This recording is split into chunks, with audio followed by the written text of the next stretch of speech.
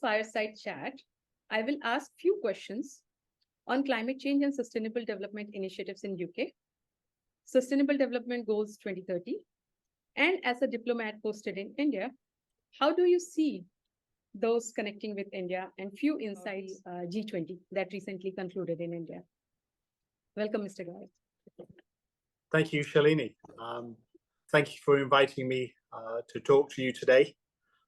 It's some fascinating questions you've sent, and I'm looking forward to our discussion over the next 30 minutes. Thank you. So I'll take you towards a quick journey about India, UK, SDGs, and climate change. And in this series, I would request your attention on the first question, that how does the UK view its role in addressing the global climate change and promoting sustainable development on the international stage? Thanks very much. The UK broadly sees itself as in three key areas. One is as a global leader in trying to tackle climate change. We were the first developed country to set legally binding targets to reduce carbon emissions. So that's something we're very proud of, and it's always good to be the first. We also, as you know, had a very successful COP26, which helped reset the climate agenda following the pandemic. Some great progress was made in COP26 on issues such as NDCs and phasing out coal, and also on climate financing. So COP26 was also a big moment for the UK, but also for the world. Right. And I think also in multilateral forums such as the G7, the G20, and the UN, the UK is always a strong voice talking about the importance for global leaders to come together and commit to ambitious targets to tackle climate change, but also to deliver on the SDGs. Question that UK has set the ambitious target to achieve net zero emissions by 2050. And this is particularly amazing, I should say. Can you outline some of the key policies and initiatives that are being implemented to reach this goal? As I see it, there are probably three key targets that we're focusing on. One is to phase out coal-fired power by 2024. We're on our way to achieving that. Over the last few years, we've had a number of days where we have not used coal power to fuel our economy. So we're hopefully on track to achieve that. And certainly our energy companies in the UK are working towards that goal of 2024. And we're doing quite well. That previously the target was 2025. So we've brought it forward. So fingers crossed by the end of next year, we will be a coal-fired powered free economy. I think also we've made some ambitious targets on electric vehicles and phasing out petrol and diesel vehicles. A couple of weeks ago, our Prime Minister changed the timeline slightly, but it's still an ambitious timeline that by 2035 we will phase out the sale of new petrol and diesel vehicles. Also, at the same time, we're continuing to provide incentives for people to move over to electric vehicles. And then finally is the target that everyone is looking at, which is low carbon energy production. And we've set a target of something like 5 gigawatts by 2030. And we certainly believe that we're on our journey to achieve that. And once again, many of the utility and power companies in the UK are focused on achieving that target of 5 gigawatts of low carbon energy by the end of this decade. That's quite ambitious, and I can say that a lot of things are being done, especially when we talk about electric vehicle. We are thinking, even as environmentalists, we think quite a lot about the life cycle of any of these products. But I think, overall, for the energy consumption, prevention, and all related aspects, I think this is quite a good step. So taking you to the next question, when we see there are a lot of strategies, a lot of policies, and then there is a requirement of implementation, the most important part there is climate finance. Now, climate finance is a critical component of supporting developing countries in their efforts to mitigate and adapt to the climate change. What steps in UK is taking to meet its climate finance commitments? And how does it plan to ensure transparency and accountability in this regard? Shalini, as you say, climate finance is a very, very important issue, illustrated by how often all leaders across the globe are talking about the importance of climate finance and meeting the target of 100 billion climate finance per year. The UK, we're certainly doing our bit. We've committed close to £11 billion of international climate finance. And last month at the G20, our Prime Minister committed $2 billion to the Green Climate Fund. So there's some big commitments that the UK is making in the area of climate finance. If I can talk to specific examples within India, we are using our own capital resources to leverage close to what we hope will be £3 billion worth of climate finance for India. And at the same time, we have BII, our British International Investment Organization, which has already invested over $2 billion within India in renewable energy. And we hope that figure will go up to about 3 billion by the end of this decade. And just to give you an example, BII's investment within India is about a quarter of their global portfolio. So it's a really big statement about how the UK is supporting India with international climate finance. Right, that's very interesting. Now you are looking after the two states here, Telangana and Andhra Pradesh, and I think in your leadership, these things will scale up, and we'll be seeing the positive impact that is being created by UK's presence in India.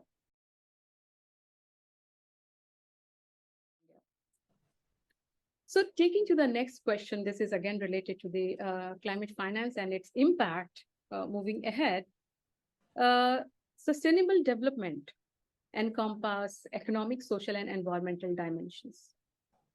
How is the UK addressing the interplay between these dimensions to ensure the holistic approach to sustainability? We've just had the UN General Assembly last month. There were some very, very important meetings about the SDGs. I think we all need to admit that the SDGs are off track if we want to achieve our goals by 2030. And the UK made quite a number of statements in New York about the importance of global leaders all coming together to ensure we can achieve the SDGs to tackle climate change, sustainable development, poverty, healthcare, etc. The pandemic showed one thing, that if we all work together, we can achieve something for the global good. And it's certainly for the UK, we certainly believe that all global leaders and all countries can come together to ensure that we can achieve the SDGs or our targets by 2030. We certainly believe that the multilateral system is facing some challenges at the moment. Some are geopolitical, some are the global economic slowdown. So there's some big issues that the multilateral organizations like the UN face. And we're certainly a big supporter of reinvigorating the multilateral process. So we as countries can support the people of this world to achieve those SDGs by the end of this decade. Yeah, that target is quite ambitious. We say SDG 2030. And then there are behind like approximately 200 countries trying to achieve the same sustainable development goals, 17, and trying to fit everything within that.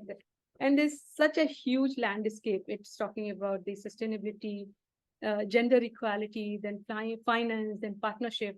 I think it's quite a tough task, but countries are quite geared up to really meet that. And that's where fully agree on that. Fully agree on that. As I said, the pandemic did illustrate Yeah, yeah. That global leaders can come together, countries can come together to deal with global issues, and certainly the SDGs. They're the major challenges we all face, and we're certainly keen in the UK that we all do come together to help ensure we can deliver the SDGs by 2030. As you say, it's not an easy process. We need to accelerate our work in these areas, but certainly we have the will, and I think that with the will, hopefully we'll have the way. Yeah. One of the most important questions, technology and innovation play a crucial role in addressing the climate change. What investments and initiatives in UK undertaking to advance green technologies and promote innovation in the climate and sustainability sectors? In the area of technology development, the first major issue is, of course, the fact that we set legally binding targets about what we wanted to achieve in the UK in terms of low carbon emissions. That's one of the most important things, because then we can set the legislation and the guidelines to support the development of new technology. I certainly believe the UK is one of the world leaders in green technology, in low carbon tech, ranging from development or accelerating the development of green hydrogen. You talked about electric vehicles, and in particular public electric vehicles. But also we're doing a lot of effort in terms of what we've done globally. At COP last year, at COP27, we committed $100 million to help speed up the development of new green technologies globally. So it's not only in the UK, but we see ourselves as a big supporter of recognizing, once again, it's technology around the world which will help us achieve our goals, not just only technology in the UK. And we're putting aside money to support programs to help the development of global technology.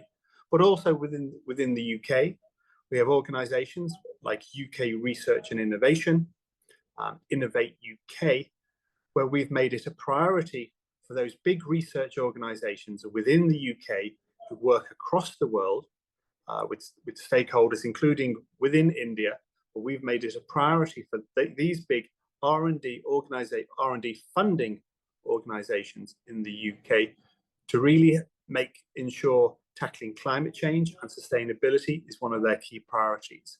So it's not only what we're saying, but we're also doing by ensuring finance for research and development is one of the key drivers of our own R&D sector. When we talk about the policies, we talk about innovation, we talk about technologies, and when we talk about SDG 2030, I think that the policies are having quite a huge potential to bring a paradigm shift in terms of development, low carbon development, and sustainable development. So I would agree with you there, Shalini, very much. And this is why later this year, the UK is hosting the first AI safety conference for global leaders, because you're absolutely right. Policy must be important, is a key driver as well. And that is certainly from the UK perspective, that is our experience. That's great. So taking you to the next part of this chat we are having today on climate change and sustainable development, the transition to a green economy can create opportunities for job creation and the economic growth. Could you provide some examples of successful green initiatives in UK that have contributed to both sustainability and economic development? Thanks very much. First of all, let me give you some statistics for that area, and this breaks one of those myths that you can't have green development and economic growth at the same time. That is not true. In the UK, since the 1990s, our economy has grown by 75%, but we have reduced greenhouse gases by 44%. So this can illustrate you can have both. We've also seen a big growth in the number of jobs employed in the sector. We've seen a 25% growth since 2015 of the number of jobs in the low carbon energy sector. But also, we're also very proud of what we've done elsewhere within the UK. We are a global leader in offshore wind. The UK is home to the 4 largest offshore wind farms in the world. So it's something we're really investing also within technology. We've talked about electric vehicles, we've talked about public electric vehicles as well, such as buses, but we've also been promoting other forms of transport which we can all do. We're encouraging people to walk more, to cycle more. Many UK cities now have shared bicycle schemes where people, rather than jumping in the car or jumping on a bus, can actually hire a bicycle for short journeys, and they've been immensely successful and have actually been replicated around the world. So those are a number of areas where we've certainly illustrated what we've done in the UK. But I'd also probably like to come back to what I said right at the beginning, and this was all based on, because we made these legally binding commitments, because we put in place the legislation to encourage investment in low energy and low carbon sectors. This has allowed the private sector to flourish in the UK. And the fact that we are a relatively small island, yes, we do have a bit of wind, but I think it's a strong statement of intent that the UK has, across the globe, the 4 largest wind farms in the world.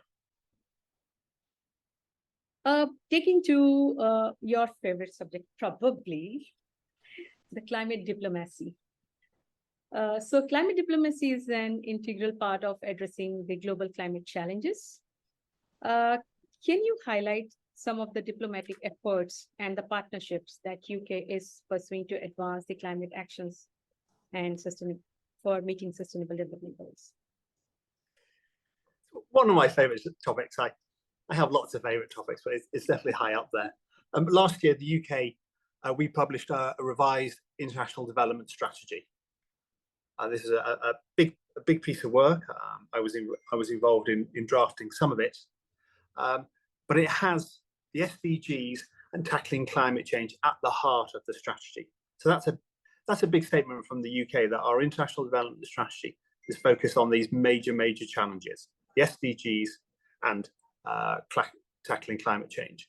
This means they are part of the UK's foreign policy, and most of the things we do around the world these days, we're always thinking about these global challenges, especially climate change, and what we can do. I'm also very pleased that we are the chair of the Global Ocean Alliance. I think most people may know it as 30 by 30. This is to protect 30% of the global oceans by 2030. This is something we kicked off at COP26 and keeps expanding and expanding and expanding. India is now a member of the alliance, and this is a big international global effort to protect our oceans. Right. And these are areas such as in biodiversity, sustainable fishing, and of course marine pollution. I'm also pleased that within Andhra Pradesh we have a number of programs that we have supported in this area. So recently we launched a green hydrogen strategy with the government of Andhra Pradesh. We've also helped the discoms within Andhra Pradesh roll out a strategy for smart meters to improve the efficiency of energy use in Andhra Pradesh. And only a couple of months ago, my colleague Javid was in Kakinada for the conclusion of a program which was about rolling out electric vehicles and electric autos in Andhra Pradesh. Okay. So this is something related to the blue economy, which we say in our terminology. We exactly. talk a lot about the sustainable development, not leaving out the oceans as such. So a wonderful initiative. I should congratulate the UK government for expanding their efforts across the world.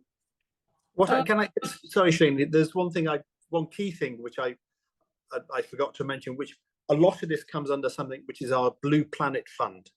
It's half a billion pounds of programme funding to support these type of initiatives, to support our oceans. So again, another big commitment from the UK government to ensure globally our oceans are maintained and looked after. Okay, that's great. So one question I would like to ask you about the involvement of the citizens, because they also have quite a role to play over there. Education and public awareness are the key drivers of sustainable change. What is UK doing to engage and educate its citizens on climate issues and the importance of sustainable development? We've always believed that engagement with citizens is vital if you want to deliver anything, whether it's in the UK or around the world. We have a very active civil society. We have very active community groups in the UK. We even have a political party called the Green Party that is focused on environmental issues. They have one MP in our Parliament. They have a couple of representatives in our House of Lords, and they have over 700 representatives in local councils. So we even have a political party, which, as you can tell from its name, the Green Party certainly has environmental concerns at its heart. But one of the key things is the strength of our civil society. We have many groups across the UK who are pushing the government to do the right thing in terms of protecting the environment, delivering on the SDGs.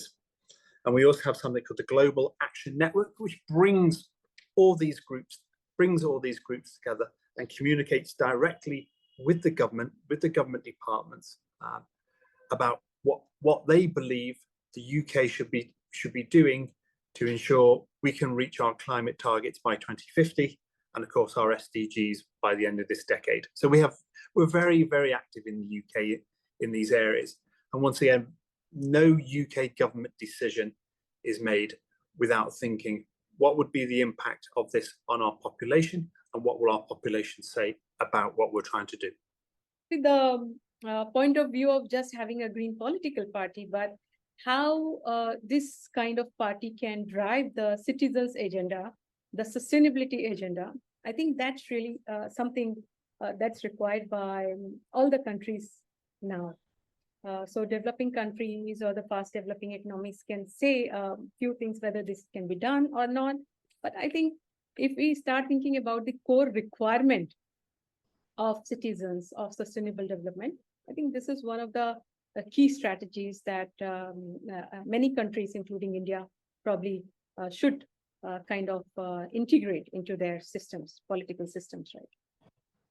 And it's not to say, surely, that other political parties don't have climate change and tackling climate change and the SDGs at their roots. But I just wanted to highlight that within the UK, we have a specific political party, which in its very name tells you where its focus is. As you say, it's I certainly believe it's something that, where possible, all countries should have a party focused on these issues, because it's the type of party, because of course it's advocating for green policies, but also it's bringing together networks of people focused on this issue. So taking you to one of very last questions, not really last question, I'll say.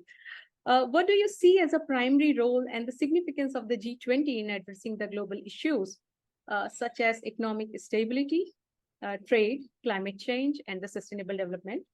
Because G20 is recently concluded here in India. How does your country contribute to G20 efforts in these areas? And what outcomes or initiatives have been particularly impactful in the recent G20 meeting? Yeah. I think it goes without saying that the G20 is an important organisation. We've seen this year in India how vital it is in terms of bringing global leaders together for what has been a successful year hosted by India. We're certainly big believers in the multilateral systems. As I said earlier, G7, G20, and the UN. and it's important these organisations all come together on issues such as tackling climate change and the SDGs. In terms of what we've seen out of the G20 this year, three things struck my mind.